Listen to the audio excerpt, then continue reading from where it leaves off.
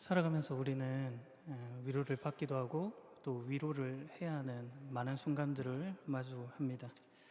이때 중요한 질문이 생기죠. 어떻게 위로해야 할까? 무엇이 진짜 위로일까?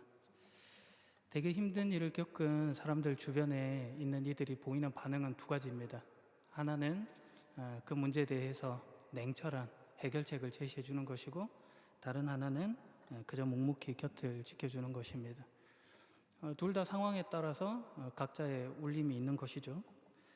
그러나 오랜 상담의 현장에서 명백하게 확인된 사실이 하나 있는데, 위기 속에 있는 사람에게 가장 먼저 필요한 것은 어떤 해결책을 제시해 주는 것보다 그 곁에서 묵묵히 자리를 지켜주는 것이 더 필요하다는 사실입니다. 내 곁에서 나를 알아주는 한 존재가 너무나 필요한 것이죠. 세련된 조언이나 기술적인 방법보다도 내가 신뢰할 만한 사람이 지금 내 곁에 있다는 그 사실이 큰 위로를 주는 것입니다. 이것은 단순히 감정적인 그런 문제가 아닙니다. 신뢰하는 사람과 함께 있을 때 그가 어떤 위협을 맞으면 그 몸이 생리적으로 반응하는 방식이 다르다는 연구 결과가 다수 있습니다.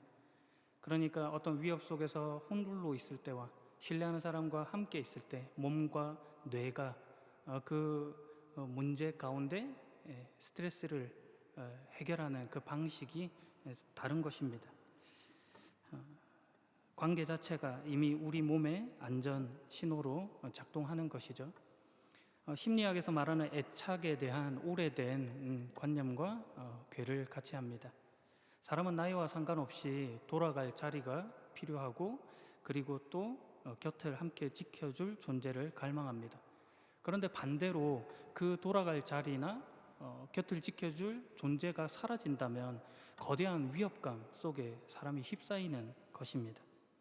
그러므로 진정한 위로라는 것은 상처받은 감정을 달래주는 어떤 기술적인 조언이 아니고 그 곁을 찾아와서 지켜주는 것, 그것인 것 같습니다. 존재의 사건이 되는 것이죠. 오늘 본문은 바로 그런 위로에 관한 이야기입니다. 표면적으로 보면 오늘 이야기는 결혼 이야기로 보여지죠. 아브라함의 종이 리브가를 만나서 이삭에게로 데려와 이제 결혼하게 되는 그런 아내로 맞이하게 되는 그런 이야기인 것으로 보이는데, 그런데 이제 오늘 본문의 마지막 문장을 보게 되면 어머니를 여인 이삭은 리브가를 통해 위로를 얻었다라고 기록하고 있습니다. 창세기 24장의 이 결혼 서사 이야기가 그 결론부에 이르러서 한 사람이 회복되는 이야기로 이야기가 전개되고 있더라, 지금 그렇게 보여지는 것이죠. 오늘 본문을 통해서 하나님이 어떻게 사람을 위로하시는지 그 방식을 살펴보도록 하겠습니다. 이 이야기의 출발점은 죽음과 연결되어 있습니다. 이 결혼서사 이야기의 바로 앞부분인 창세기 23장에는 이삭의 어머니 사라의 죽음 그리고 매장에 관한 기록이 나타나 있습니다. 사라 나이 127세에 헤브론에서 죽었습니다. 그때 아브라함의 나이 137세였고 이삭의 나이 37세였어요. 그리고 창세기 24장 1절을 보게 되면 아브라함은 이제 나이가 아주 많은 노인이 되었습니다라는 말로 시작하고 있습니다. 아브라함도 이제 황혼에 들어선 것이죠. 연대 계산상 사라가 죽고 지금 24장 1절이 시작되는 이 틈 사이에는 대략 3년 정도의 시간이 지난 것으로 보여집니다. 아브라함이 이제 140세가 되었고 이삭이 40세가 된 때이죠. 이 몇 해 동안의 기간을 성경은 기록하고 있지는 않습니다. 그저 침묵으로 일관하고 있죠. 그렇다고 이 침묵이 아무 일도 없었다는 일은 아닐 겁니다. 분명히 무슨 일이 있었죠. 그러나 성경은 기록하지 않아요. 사람이 가지고 있는 어떤 슬픔의 내용을 다 담아낼 수 없다는 것이 보여지는 것 같습니다. 그것을 여백으로 보여주고 있는 것이죠. 사라는 이삭에게 단순한 어머니가 아니죠. 언약의 통로로서 이 사라는 이삭에게 큰 의미가 있습니다. 그런데 이 언약의 통로가 사라지는 그 경험을 지금 이삭이 하고 있는 것입니다. 상실의 경험이 큰 것이죠. 이때 아브라함이 이 이삭의 결혼을 준비하게 됩니다. 단순히 이삭을 혼인시키겠다는 문제가 아니라 하나님의 언약이 이어지는 그 계승의 일인 것이죠. 그래서 아브라함은 자기 집의 모든 소유를 맡은 늙은 종을 통해 가나안 여인을 피하고 이삭의 아내 될 사람을 구해와라라는 말을 하게 됩니다. 여담이지만 전통적으로 이 종은 엘리에셀로 여겨집니다. 게마트리아라고 조금 몇 번 이야기 드렸죠. 알파벳을 숫자로 변형하는 그런 방식인데, 이 엘리에셀을 변형시켜 보면 318이라는 숫자가 나와요. 창세기 14장에서 아브라함이 조카 롯을 구하기 위해 이렇게 동원했던 사람의 수가 318인데 그와 같죠. 그러니까 이 종이 오래전부터 아브라함 곁에서 신뢰를 받고 있었던 어떤 인물이었을 것이다라는 그런 신학적 배경으로 주장되는 인물이기도 합니다. 아브라함은 그에게 자신의 넓적다리 사이에 손을 넣고 맹세하기를 원합니다. 생식과 관련된 이 부위 가까이에 손을 얹음으로써 그의 대를 이어가겠다라는 맹세, 서약의 방식을 지금 취한 것이에요. 아브라함이 종에게 요구한 것은 두 가지였습니다. 가나안 여자를 아내로 삼지 마라, 그리고 그 땅을 벗어나지 마라 라고 하는 그 명령을 한 것이요. 다른 명령 같지만 하나의 뜻을 가지고 있는 것입니다. 신앙을 훼손할 일을 하지 말라는 것입니다. 고대 근동에서 유목사회에서 친족 간의 결혼, 그러니까 종례혼은 일반적인 관습이었어요. 혈통을 지키고 가문의 재산을 지키는 방식이었기 때문에 그런 것을 취하죠. 그런데 아브라함은 단순히 재산을 지키려는 문제가 아니라 이것이 신앙의 문제였다라고 지금 말하고 있는 것입니다. 가나안 연인과의 결혼을 통해서 그들이 가지고 있는 종교적인 분위기, 그 속에서 흐려지는 그 신앙을, 그 위협을 내버려 두고 싶지 않았던 것이죠. 언약 공동체 순수성을 지키기 원했습니다. 동시에 아브라함은 이삭이 아브라함의 고향이었던 하란으로 가는 것도 맞습니다. 하란은 달의 신 난나를 숭배했던 곳이죠. 되게 문명적으로 발달된 그런 곳이었어요. 이삭이 그곳에서 눈이 뒤집혀서 지금 하나님 언약과 멀어지는 그런 일을 바라고 있는 것이 아닌 겁니다. 그래서 아브라함은 종에게 이렇게 말해요. 주께서 내 아들의 아내를 데려오는 일을 도와주실 것이다. 인간적인 방법이 아니라 주님께서 이 일을 해주실 것이다 라는 고백이 계속해서 흐르고 있는 것이죠. 그래서 이 종이 낙타 10마리와 값진 예물을 싣고 길을 떠납니다. 헤브론에서 하란까지 가게 돼요. 대략 800km 이상 되는 거리였습니다. 그러니까 시간적으로 따져보면 평균 걷는 그 하루에 걸을 수 있는 양을 계산해 본다면 지금 이 걸음이 편도로만 한 달 반 정도 걸리는 그런 거리예요. 그런데 지금 그 길을 가고 있는 것입니다. 그리고 그 종이 나홀성 우물가에 이르러 낙타를 쉬게 하고 기도를 합니다. 주인과 닮은 모습을 보이고 있죠. 오늘 제가 주인의 아들의 신부감을 구할 텐데 그 일이 순적하게 순탄하게 이루어 주십시오라는 그런 기도를 하게 됩니다. 그리고 표징을 구하죠. 물을 청할 때 낙타에게도 물을 먹이는 그 사람을 신부감으로 알겠습니다 라고 합니다. 근데 이 기도가 마치기 전에 리브가가 물동이를 메고 와요. 그리고 그녀가 낯선 나그네인 이에게 물을 주고 또 낙타에게도 물을 주는 그 우물을 길어 올리는 그 수고를 마다하지 않는 것입니다. 낙타들이 먹었던 물의 양을 고려한다면 이 여인의 수고가 결코 가볍지 않죠. 리브가가 낯선 이를 향한 환대 성품을 지닌 여인임을 알 수 있습니다. 그리고 이어지는 내용이 그녀가 내가 가겠습니다라는 결단으로 통해서 새로운 여정이 펼쳐지는 이야기가 창세기 24장에 기록이 돼요. 오늘 본문 바로 앞까지의 이야기가 이런 이야기들이 쭉 있는 겁니다. 그리고 오늘 본문인 것이죠. 지금 어머니 사라의 죽음, 그 상실에서 출발하여서 지금 채워짐으로 지금 이야기가 전개되고 있다 하는 지금 인상을 주고 있는 것입니다. 오늘 본문은 바로 이 긴 여정의 마지막 장면이죠. 61절부터 보겠습니다. 리브가가 일어나서 그 몸종들과 함께 낙타에 올라타고 그 종과 그 일행의 뒤를 따라갔습니다. 종은 리브가를 데리고 길을 떠났습니다. 리브가가 일어났죠. 쿰이라는 단어인데 단순히 그냥 일어났다가 아니라 어떤 새로운 방향으로 결단을 가지고 나아가는 그런 행동을 묘사하고 있는 것입니다. 그리고 이어지는 문장들 속에 접속사 와우, 그러니까 와우라고도 하는데 그게 붙어져 있어요. 그리고 또 뭐 이런 뜻인데 이게 계속해서 쓰여져 있어 지금 이 리브가의 행동이 매우 즉각적이고 계속적으로 이루어지고 있다는 인상을 주고 있습니다. 낯선 남자의 말을 듣고 얼굴도 모르는 사람과 결혼하기 위해 고향을 떠나는 결정을 그녀가 하고 있는 것이죠. 수동적인 인물이 아닌 것을 알 수 있어요. 스스로 결단하고 나아갑니다. 62절과 63절에 이삭의 모습이 그려집니다. 그때 이삭은 부엘라 헤로이를 떠나서 남쪽 네게브 지방에 살고 있었습니다. 어느 날 저녁 무렵 이삭은 묵상하러 들로 나갔습니다.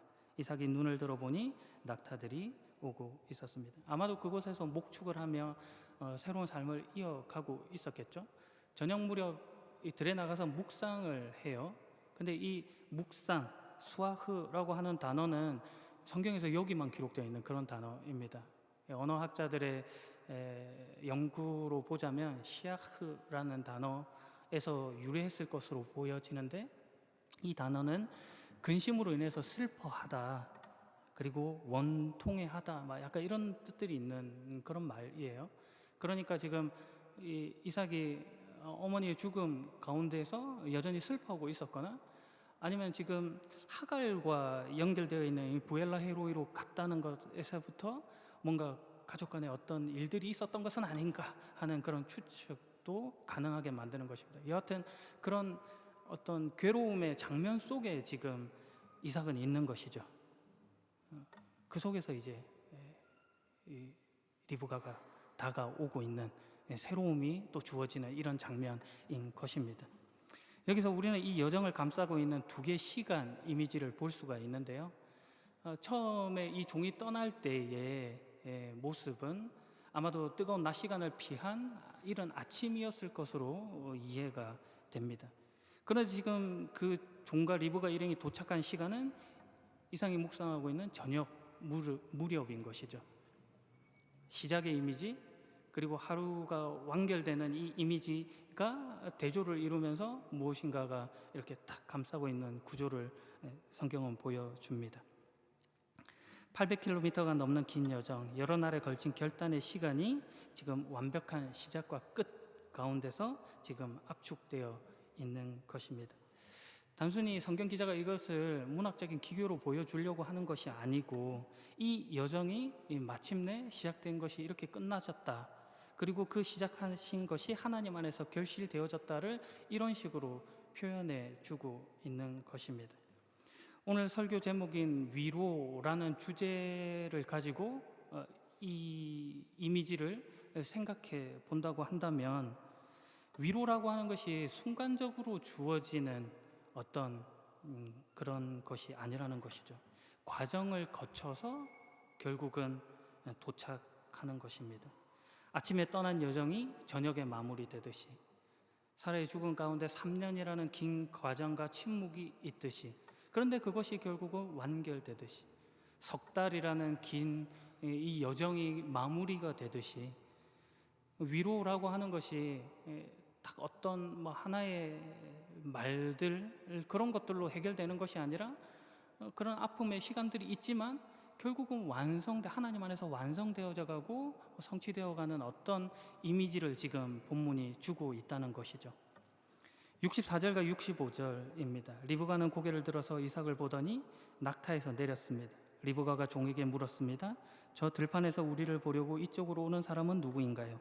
종이 대답했습니다. 나의 주인입니다. 그 말을 듣고 리브가는 베일로 자기 얼굴을 가렸습니다. 이삭의 시선에서 이제 리브가의 시선으로 이동하죠. 앞절에서 이삭이 눈을 들어 낙타를 보았던 것과 같이 지금 이제는 리브가가 이삭을 바라봅니다. 두 구절이 원문에서 정확히 대꾸를 이루고 있어요. 이는 두 사람이 서로를 향해 동시에 다가서고 있다는 것을 보여줍니다. 낯선 땅에 도착해서 평생을 함께 살아갈 남편을 찾던 리브가의 심정도 이삭 못지않게 기대감에 차 있었겠죠. 그래서 원문은 방금 말했던 그리고라는 와우 접속사를 통해서 리브가가 이삭을 발견하자 맞아 지체 없이 낙타에서 내렸다라고 표현을 하고 있어요. 고대 근동에서 이제 여자가 짐승 위에 앉아 있다가 이제 특별한 지위의 남성을 만났을 때는 거기서 내려서 오는 인사하는 것이 거의 예의였습니다. 지금 리브가는 그런 예의를 알고 있었던 것이고요. 그래서 리브가가 또 베일로 자기 얼굴을 가려요. 이 베일은 차이프라는 것인데 단순히 얼굴을 가리는 용도가 아니라 온몸을 가리는 그런 전입니다. 그러니까 이 전의 용도는 또 한편으로는 결혼 정년기에 있는 처녀가 나는 약혼한 사람이 있습니다를 보여주는 그런 것이기도 했었어요. 지금 리브가가 그런 것들을 통해서 지금 자기를 마주할 이에 대한 예의, 겸손 뭐 이런 것들을 보여준다고도 할 수 있겠죠. 예의를 차리는 리브가와 그리고 그를 바라보는 이삭, 이 장면 속에서도 위로의 방식을 한번 생각해 볼 수 있겠습니다. 위로가 어떤 한 사람의 일방적임 속에서 있는 것은 아니라는 것입니다. 이삭이 눈을 들었고 리브가도 주시하여 보았죠. 이삭이 기다렸고 리브가가 다가옵니다. 하나님이 준비하신 위로가 두 사람과의 만남 속에서 이루어지더라는 것이에요. 그런데 중요한 사실이 있어요. 여기서 리브가는 지금 이삭을 위로하러 온 것은 아니라는 거예요. 위로를 목적으로 지금 리브가가 다가오고 있는 것은 아닌 것이죠. 그런데 그 걸음이 누군가에게는 위로가 되더라 라고 성경은 지금 기록하고 있다는 것이에요. 단순히 순종했고 결단했는데 그 순종이 누군가에게 위로로 사용되는 것을 지금 하나님이 만들어내고 계신 것입니다. 우리가 순종으로 한 걸음을 내디딜 때 하나님께서 그 걸음으로 놀라운 일을 이루시는 것이죠. 지난주 설교 한 잔의 냉수, 한 그릇의 냉수 한 잔 뭐 그런 것으로도 하나님 나라가 이루어지는 것과 같이 우리가 하는 그 어떤 작은 걸음들이 놀라운 하나님의 일 가운데 쓰임이 되는 것입니다. 67절에서 이 이야기의 결론입니다. 종의 말을 들은 이삭은 리브가를 자기 어머니 사라의 장막으로 데리고 갔습니다. 리브가는 이삭의 아내가 되었습니다. 이삭은 리브가를 매우 사랑했습니다. 어머니를 여인 이삭은 리브가를 통해 위로를 얻었습니다. 여기서 사라의 장막이라는 표현을 그냥 지나치면 안 돼요. 고대 유목사에서 장막은 단순히 거주지 이상의 의미를 가집니다. 한 가정에는 여러 개의 장막이 있는데 특별히 그 가운데 여주인의 장막 안에는 특별한 의미가 있습니다. 실제적인 가정 운영의 중심이었어요. 종들을 감독하고 그리고 재정을 관리하고 손님들을 이제 접대하고 환대하는 그런 일들이 이루어지는 장소였습니다. 사라가 그 장막의 주인이었는데 그 장막이 그녀의 죽음으로 인해서 비어 있었죠. 근데 이제 리브가가 그 장막으로 들어가게 되는 것입니다. 단순한 입주 이상의 의미가 있는 것이죠. 지금 그 일을 지금 리브가가 계승하고 있더라. 언약 가문의 여주인인 공적 지위를 이어받고 있더라. 지금 성경이 이 이야기를 하고 있는 것입니다. 훗날 리브가가 야곱과 에사의 어머니로서 그 일들을 감당해 가죠. 리브가가 그 자리에 들어감으로써 사라의 죽음으로 인해 생겼던 공백이 메워지는 것입니다. 그런데 이 말이 리브가가 사라를 대신했다라고 말하는 것은 아닙니다. 사라를 대체할 수는 없는 것이죠. 사라의 자리는 사라의 자리로 남아 있는 것입니다. 그러나 하나님은 그 빈자리를 그냥 없었던 일로 만들지 않고 거기에 하나님의 새로운 은혜를 채워 가신다, 이렇게 표현하고 있는 것입니다. 위로라고 하는 것이 잃어버린 과거를 그대로 되돌리는 일이 아니고 상실이 남겨진 자리에 새로운 삶이 다시 시작하게 만드는 일이다라고도 말할 수 있는 것입니다. 하나님의 약속은 슬픔이 지나간 자리에 여전히 살아갈 소망을 줍니다. 사라의 장막에 리브가가 들어가는 장면이 바로 그것을 눈앞으로 보여주는 일인 것이죠. 다이어 67절의 문장 순서를 보게 되면 좀 특이한 점이 있어요. 이 종이 이 리브가를 데리고 갔고 이삭은 그녀를 아내로 맞았고 그리고 사랑했고 위로를 받았다, 이렇게 성경을 표현하고 있다는 거예요. 우리 자유연애 시대에서 보자면 상식 밖의 일이죠. 그러나 지금 우리의 이 연애 방식과 결혼 방식은 계몽주의 이후 시대에, 그리고 한참 뒤에 아주 이제 활발하게 발달된 그런 결혼 방식입니다. 그 이전까지는 이런 전통적인 방식이 더 유행했죠. 그러나 지금 우리 생각에는 그것이 매우 상식 밖의 일인 것입니다. 그러나 이 순서 속에서 우리가 기억할 만한 것은, 사랑이라는 감정이 출발로 주어지지 않더라도 하나님의 위로가 그 속에 있을 수 있다는 거예요. 그러니까 우리의 어떠함이 이 최고선을 만들어내는 건 아니죠. 그 속에서 하나님이 만들어 가심 속에 놀라운 일들, 우리 상식 밖의 일들이 일어날 수 있다라고 우리가 이 본문을 해석해 볼 수도 있는 것입니다. 그리고 그 자리에 하나님의 위로가 있었다라고 오늘 성경은 말하는 것이죠. 여기서 하나님의 위로라고 하는 이 위로라는 단어 속에 있는 말은 히브리어로 나함입니다. 나함. 이 단어는 성경에서 100회 넘게 사용되었는데요, 위로하다라는 뜻 말고도 한탄하다, 후회하다, 마음을 돌이키다, 슬퍼하다, 이런 뜻으로도 번역이 되는 그런 참 희한한 단어입니다. 그래서 표면적으로 보면 서로 다른 뜻이 아닐까 하지만 사실은 하나의 어원에서 기원하고 있어요. 어떤 갈등 상황 속에서 이제 크게 숨을 내뱉는 그런 모습과 같은 것인데요, 이 단어가 하나님과 결합되어서 여러 군데에서 쓰이고 있어요. 창세기 6장 6절에 보면 여호와께서 땅 위에 사람을 만드신 것을 후회하시며 마음 아파하셨다라고 기록을 하고 있고, 사무엘상 15장 11절과 35절에는 하나님이 사울을 왕으로 세우신 것을 후회하셨다라고 표현하고 있습니다. 번역되었어요. 하나님이 실수를 저지르고 그것을 되게 안타까워하고 있는 그런 모습같이, 그것을 자책하고 있는 것 같이 느껴지게 지금 번역이 되었어요. 그런데 성경을 보게 되면 민수기 23장 19절에는 하나님은 사람이 아니시니 거짓말을 하지 않으시고 인간이 아니시니까 마음을 바꾸지 않는다라고 기록하고 있습니다. 개정판에는 사람이 아니니까 거짓말하지 않고 인생이 아니니 후회하지 않으신다라고 기록을 하고 있어요. 앞서서는 후회한다라고 기록이 되었고 뒤에서는 후회하지 않는다라고 기록하고 있는데, 이 무슨 아닌가 이렇게 이해할 수 있습니다. 그러나 이것이 나함을 번역함에 있어서의 문제입니다. 사실 후회라고 하는 단어를 쓸 때 성경에서 인간편에서 적용하는 단어가 따로 있어요. 슈브라고 하는 단어가 있습니다. 죄에서 돌이켜 하나님께로 향하는 행위를 가리킬 때 이 단어를 많이 쓰고 있어요. 하나님의 나음과는 조금 차원이 다른 것이죠. 뜻을 돌이키는 후회와는 조금 결이 다른 것입니다. 하나님이 지금 이 단어를 사용하실 때에는 대상이 처한 환경에 대한 어떤 안타까움 같은 것들이 있습니다.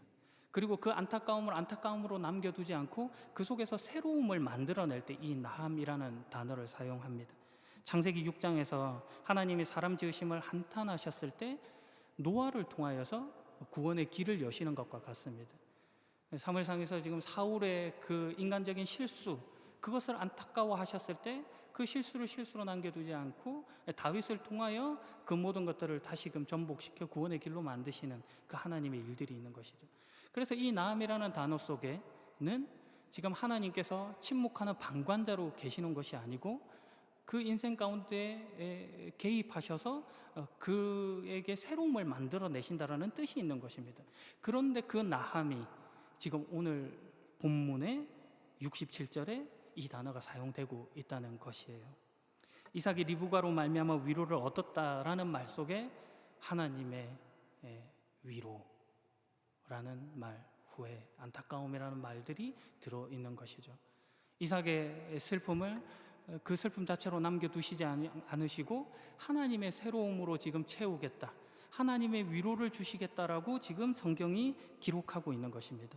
사람의 말로 온 위로가 아니라 하나님이 주시는 위로를 지금 오늘 성경이 약속하고 있더라, 이렇게 이야기하는 것이에요. 그래서 마지막 이야기로 설교를 마무리하면 오늘 우리가 보는 이 이삭의 위로 이야기는 그냥 단순히 이삭에 대한 이 작은 위로의 이야기가 아니라 그 위로를 통하여 하나님께서 주실 커다란 위로를 바라보라라고 하는 이야기와 연결되어야 한다는 것입니다. 리브가는 분명 하나님의 위로였지만 영원한 위로가 아니죠. 리브가도 죽고 이삭도 죽을 것입니다. 그러나 하나님께서는 우리가 여기서 맛본 이 위로보다 더할 수 없는 영원한 위로를 약속해 주고 계세요. 그것이 바로 예수 그리스도를 통한 위로이죠. 우리는 어느 우리와 가까운 누군가가 아예 죽음으로 인하여 받는 그 상실감을 가장 큰 상실감이라고 느낄 수 있지만, 하나님 편에서는 하나님과 분리된 그 죄, 그것으로 인하여 오는 상실감, 소망 없음, 그 깨어짐, 소외, 이런 것들을 가장 안타까워하고 계신다라고 말해볼 수 있는 것이죠. 그리고 그것을 화목시키는 것, 위로하시는 것을 예수 그리스도를 통해 이루어내고 계신 것입니다. 예수님께서 우리에게 위로를 주시는 방식이 그러므로 어떤지 살펴봐야겠죠. 예수님께서 우리에게 주시는 위로는 우리가 서론에서 이야기했던 것처럼 누군가에게 해결책을 주는 것으로 위로를 말하지 않았다는 것입니다. 예수님은 환자들 가운데 다가가셔서 그들의 손을 잡으셨어요. 죄인들의 식탁에 앉으셨죠. 그리고 죽음 가운데 슬퍼하는 여인들 가운데 찾아가셔서 우셨습니다. 거친 풍랑 속에 있는 제자들의 뱃속에 함께 타고 계셨죠. 마지막 최종적인 그 십자가의 장면 속에서 강도의 죽음 그 편에 서 계셨던 분이 바로 예수 그리스도입니다. 예수님의 모든 생애가 우리 곁에 계시는 하나님으로 온몸을 주심으로 보여주신 것입니다. 이것이 가장 위대한 하나님의 위로, 나함인 것이죠. 우리는 흔히 위로를 내 삶의 슬픔과 고통이 해결되는 것으로 이해합니다. 그러나 성경이 다르게 말하고 있다는 것이에요. 그것은 그것으로서 남겨질 수도 있다는 것입니다. 그러나 그 속에 새로움을 만들어내실 수 있는 것이 하나님의 위로라고 말하는 것이죠. 그래서 우리의 십자가가 제거되는 것이 아니죠. 자기 십자가를 지고 그 길을 가겠죠. 그러나 그 십자가를 함께 지시겠다고 말씀하시는 것이 예수 그리스도입니다. 우리의 눈물을 닦아주시기 이전에 우리의 눈물보다 앞서서 눈물을 흘리고 계시는 분이 예수 그리스도인 것이죠. 그것이 복음이 말하는 진짜 위로입니다. 저 높은 보좌 위에서 괜찮다, 다 지나간다 이렇게 말로만 위로하시는 분이 아니라 성육신으로 다가오셔서 내 곁에 함께 계신 분, 삶의 기반이 송두리째 흔들리는 바로 그 자리에 우리 곁에 함께 계신 분이 바로 예수 그리스도다, 이 이야기를 성경이 이렇게 끌고 오는 것입니다. 그러므로 우리의 진정한 위로자 되신 예수 그리스도를 바라보시고 그분이 여러분의 손 붙잡아주고 계심을 믿고 위로함 얻는 복된 여러분이길 예수 그리스도의 이름으로 축복합니다. 기도하겠습니다. 위로하시는 하나님, 우리의 흔들리는 삶의 한복판까지 직접 걸어 내려오시는 주님의 진짜 위로만을 신뢰합니다. 이 땅에 일시적인 위로를 내려놓고 지금 내 곁에 함께 서 계시는 영원한 위로자 예수 그리스도만을 바라보겠습니다.